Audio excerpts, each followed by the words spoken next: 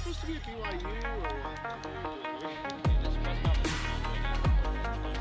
Okay, craziest, one of the craziest things I've heard in a long time was us asking if Jade should win Player of the Year and her Westbrook being like, her name's pretty good. That was actually awesome. It was hysterical.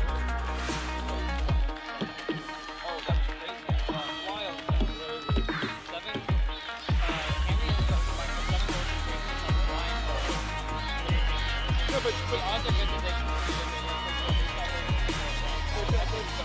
but don't worry, they use all the word deep, and they really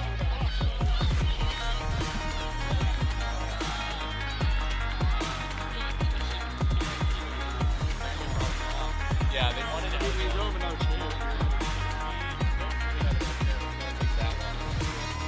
Yeah, take a push share.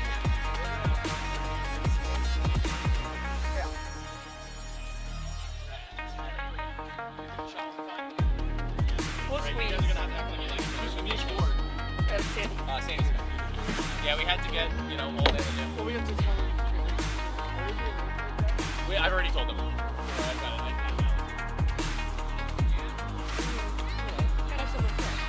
No experiment. Put her right next to my real bad side. Everybody will look at Allie. Everyone look at Allie. Nobody knows the blood dripping down her face. Starts bleeding. I did. It's good. Yeah. A little side thing. Fun. Yeah. Huh?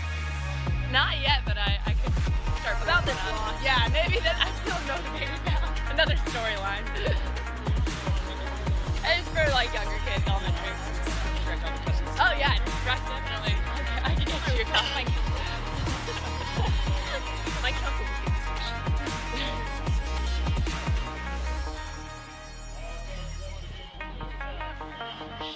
Alright, here we go.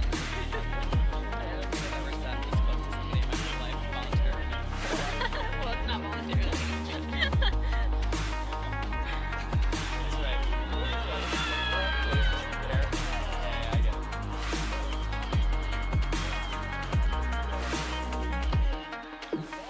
Alright, everyone look good because I'm going to print this out and put it up in our house. For Cammy and I to be reminded of this moment, which I'm sure we're really going to want to remember. No.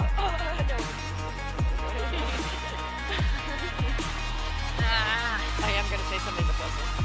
Almost definitely. I'll smile and nod. I'm going to be like, we're all the mic is not going to really pick up full range. Also, if you could pass the mic as you go through, I know that other more use is going to be a little bit of a trail across, but yeah, we will need the mic. Okay. Who you starting with? Who you starting with? I'm probably going to start with Sandy and Allie, which is probably not ideal because they're on the far side, but those will be... Alright, we'll start with that. Do I pick it up or just toss it? Pick it up. You can sling it around a little bit. A little bit? Yeah. Look good. My face really hurts. Okay. So it's a limiter. Okay. It's just like a leg stripper on my face. First question will be about what's it like first in the nationals.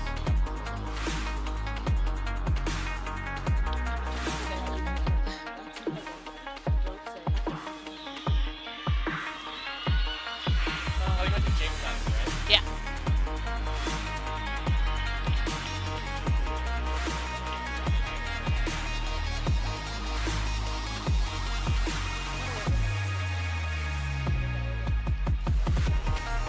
Oh, right. One more thing. At the end of it, we have like a fading out thing. So we don't just stand immediately after we say thank you. Just we'll hold up the hand, we do a pause, and then slowly allow it to go up. Just have people stand immediately and then so for that. Sweet, thank you. Yeah, immediately dive, just slide down further into your seat. Standing out, yeah.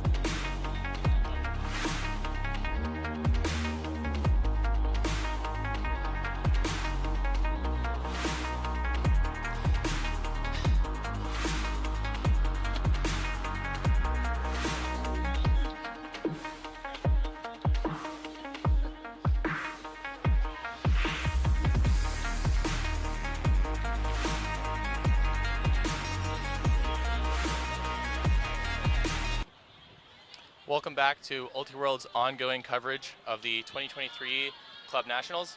We are joined now by Scandal's Sandy Jorgensen, Cami Groom, Claire Trope, and Allie Wallace. Allie, we'll start with you. First time at Nationals. What's it been like? What's this journey been?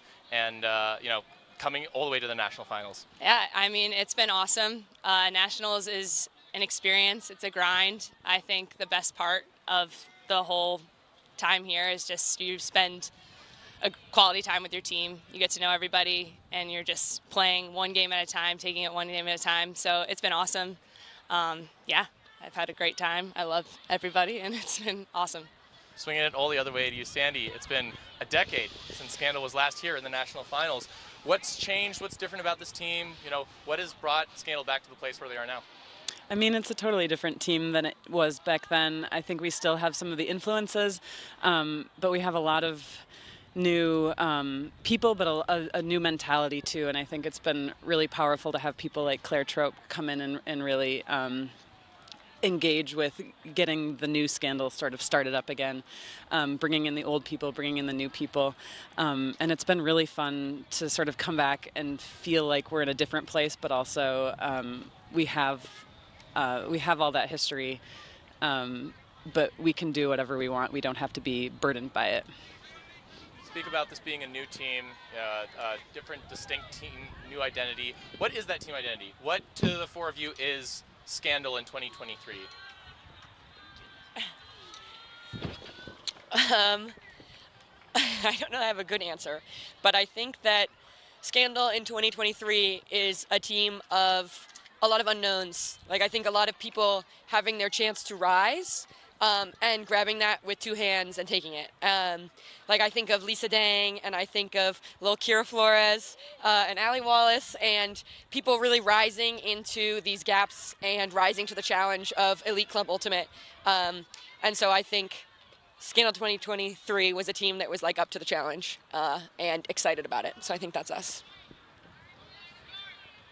One of the major components of teams that have the quality, the pedigree to make it all the way to the national final, we talk a lot about players that have been there, players that have already ascended. You, as a team, had both first-time players and players who have been there, won national titles. What, as the players who have been there, who have had the reps, what are you telling? How are you imparting that wisdom to the newer players who are coming to their first nationals, maybe trying to get past any sort of jitters that might come with it being their first time?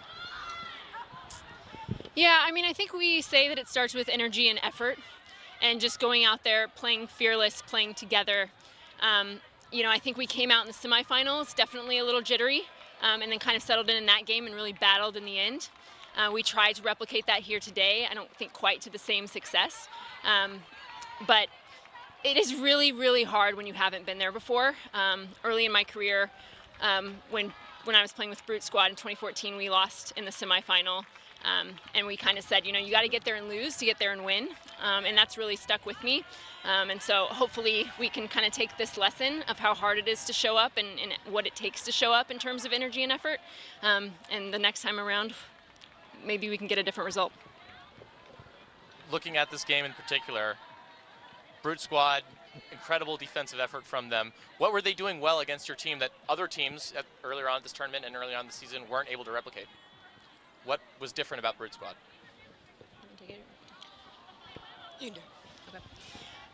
I think it starts with the level of defensive pressure across the board, but particularly in the reset space.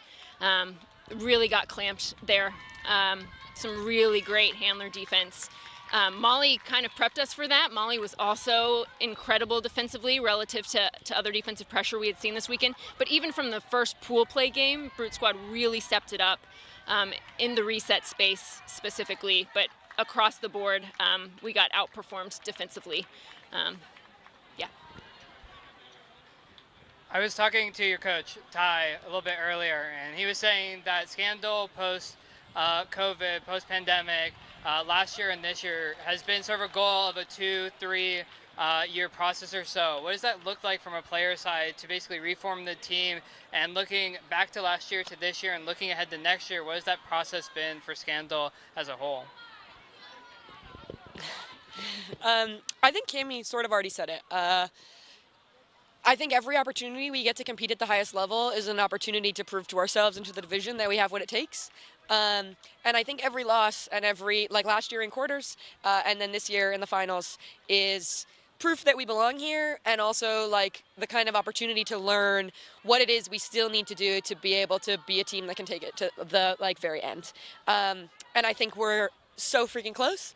And yeah, watch out. As I think I said last year, I think Scandal's gonna be back here. You did indeed say that. Claire, let's stick it with you. Obviously, with Leaf and Lily being on this Brute Squad team, there's some past matchups from World Games. What was that like? How is it different seeing them out on the club stage in this national final as opposed to in the World Games? Yeah, I mean, I think like club and World Games are two really different animals. And they're both great players, but I really think like I would credit that win to like a team defensive performance by Brute Squad. And yeah, I think like they had a lot of excellent pieces and they managed to put it together. And I think we can learn something from that because I think we have the pieces and we just have to learn how to make it click a little bit better. And I think we did in that game, and we'll carry that forward into future seasons. Kimmy and Claire, you've both former Brute Squad players. You know, there's players on the other side like Carolyn Tornquist and Amy Zhou played with Scandal. What is it like seeing these players who you've been teammates with and had relationships with over the course of your life and playing against them in such a big game? Yeah, I mean, I think it's a little bittersweet. I like love to see my friends succeed, and in like 3 to 6 months, I'll probably be like really happy for Caroline and Grinch and all those other folks. Right now, you know, we fell a little short, and I think that's probably the predominant feeling, but I respect all of them a ton, and I think they played a great game, and yeah, I'm going to go give some of them a hug probably after this, and, you know, you move forward. Yeah, just to add on to that, they're truly some of our best friends out there, and so, you know, when we step on the fields, it's just a pleasure to play against them and to have that level of challenge, and for us to be against a program that, you know, we've contributed to building in some way. There's something really special about that, even in a loss. So all credit to Brute Squad for putting together a really impressive final, and happy for those players. Also, looking back a little bit towards pool play, you know, it's Brute Squad, a team that you saw and that you had success against in that game, and obviously this game went the other way. What do you think changed between those two matchups that changed the result? Give it a go. One of you. My cogs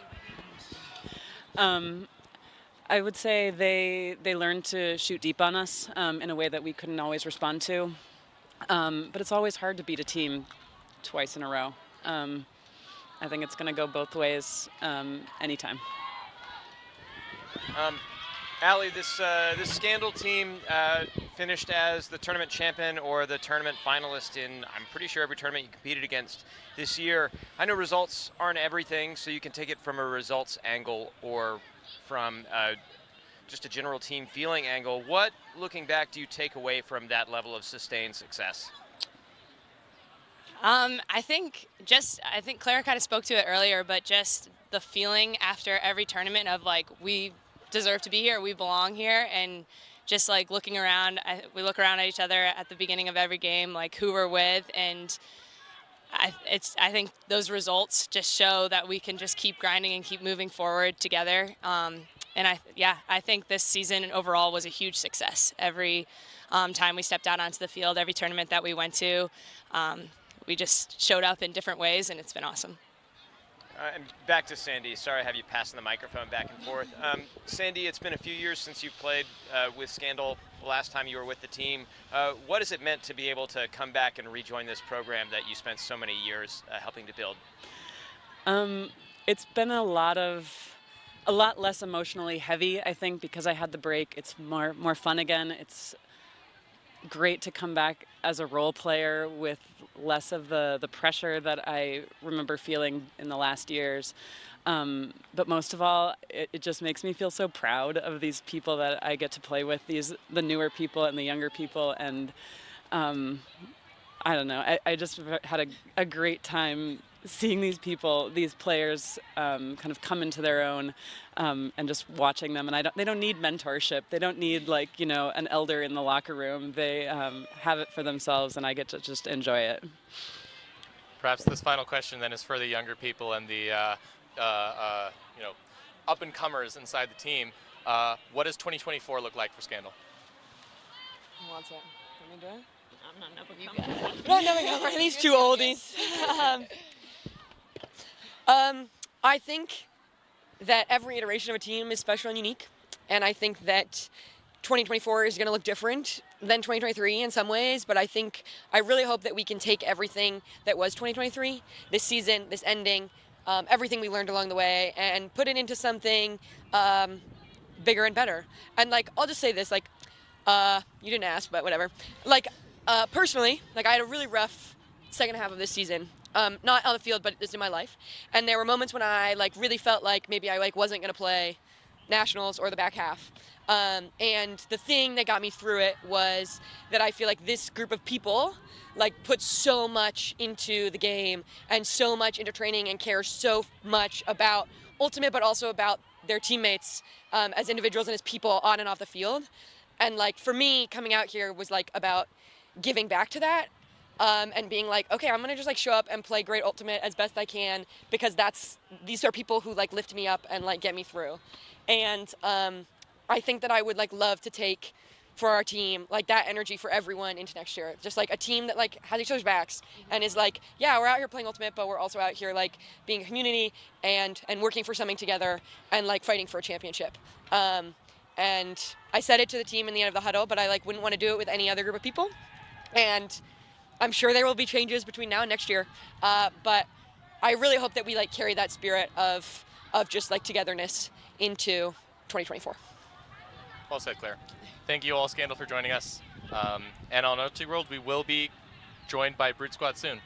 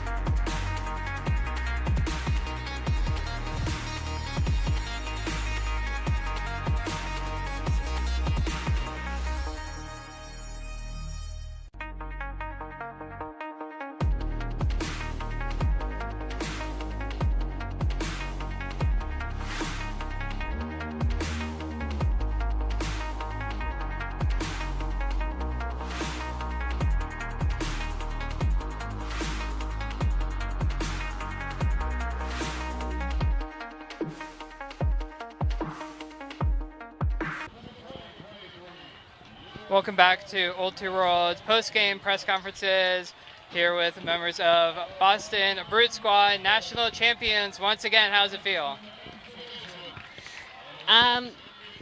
It feels incredible. I think we're on top of the world right now, and this is what we've trained for the last year, and every practice, every tournament was all for this. And so, I don't know, this day couldn't be more perfect.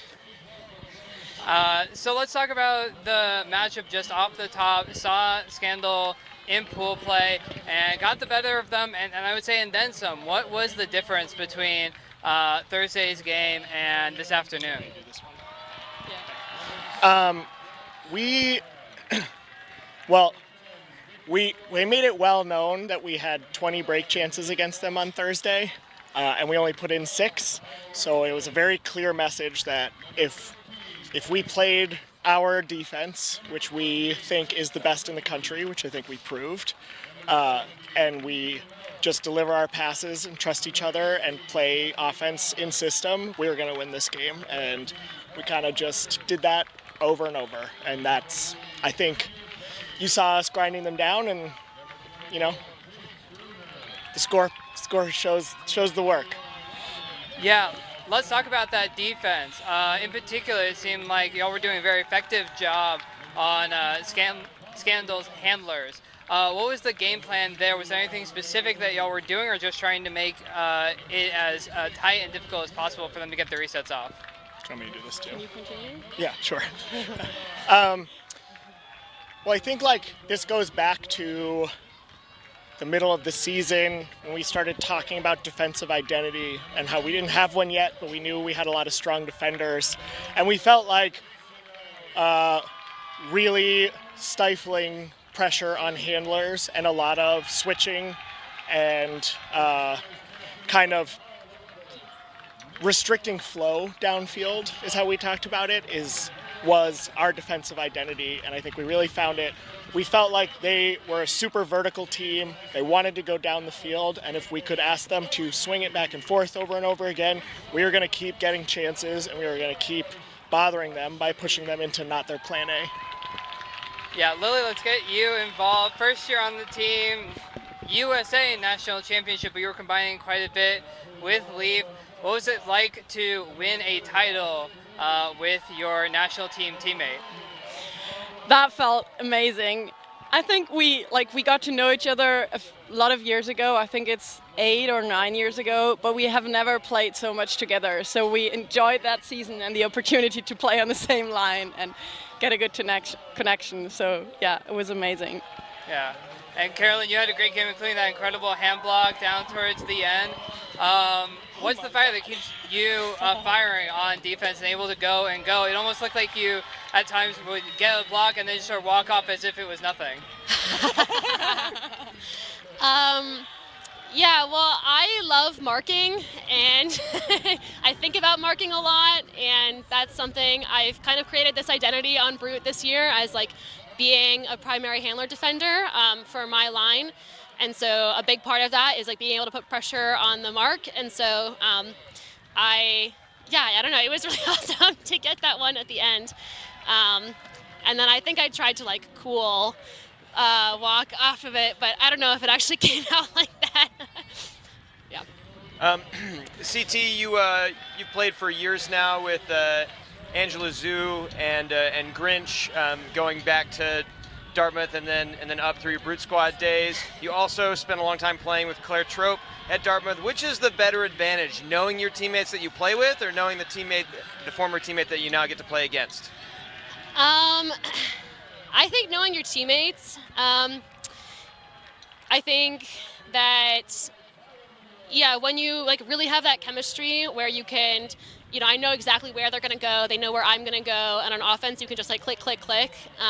I think that creates something really special, whereas, defense is so hard that even if you know someone, especially if it's Claire Trope, you're still going to struggle, and she's still going to, be really successful. So I think the chemistry with our team was probably a bigger factor there.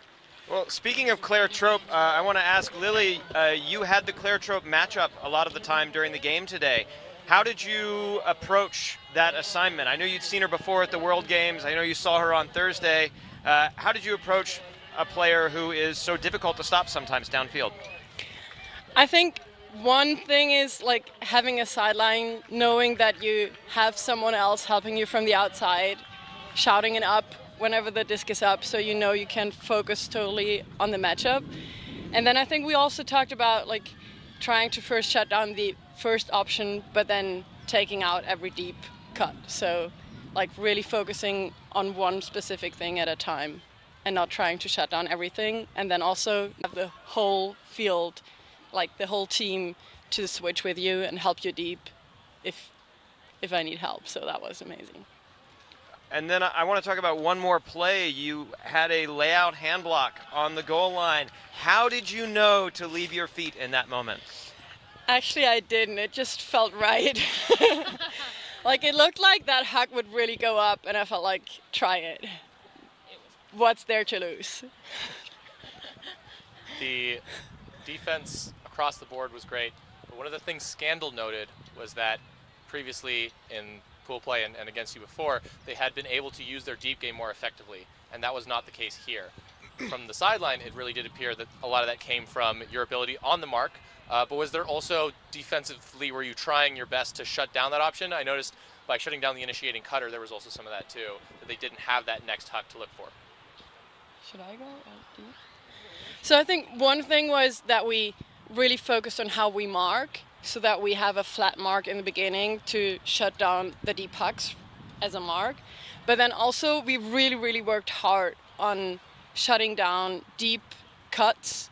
I think in the sandwiching, like the last 2-3 practices, we kind of got frustrated at some point as well because we couldn't shut down each other at practice, and then we took that as an opportunity to step up and learn it, and I think we got it in the end that we can help each other, and that way we can shut down the deep. Was there any, for you, Lily, was there any process of integration with the team from the start of the tournament in pool play towards the end where you felt like there was a different level of understanding between you and your teammates because of all the deep reps against the most difficult competition in the US? So for me, it didn't only feel like an integration part in this tournament. I would rather say like an integration part from the first moment I came here throughout the last tournaments, and then also practices, and like, of course, every rep helps. And so, yeah, I think it was great to have a lot of time to get to know every single one on this team. I guess I'm not. Well, let's talk briefly about that last point. You think that there's a goal, you think you've scored the game winner, and then it gets called back. What does it take on the field to mentally reset to go again after you thought you had just won the game? So also I think we practiced that in the last 2 or 3 practices where we like would call each other out of the end zone again and again. And so we had to score again and again until our coaches said like, now it's a score. And so we kind of practiced this mindset of scoring a point, celebrating, having a call, getting the disc back, and having to redo it. Last thing, looking at the 2024, what does it look like for Brute to come back and potentially repeat for the first time since, 15, 16? I think we're just going to live in this now. We'll worry about 2024 later. Sounds good. Thank you all for your time, and enjoy your evening. Go celebrate with your team. Thank you.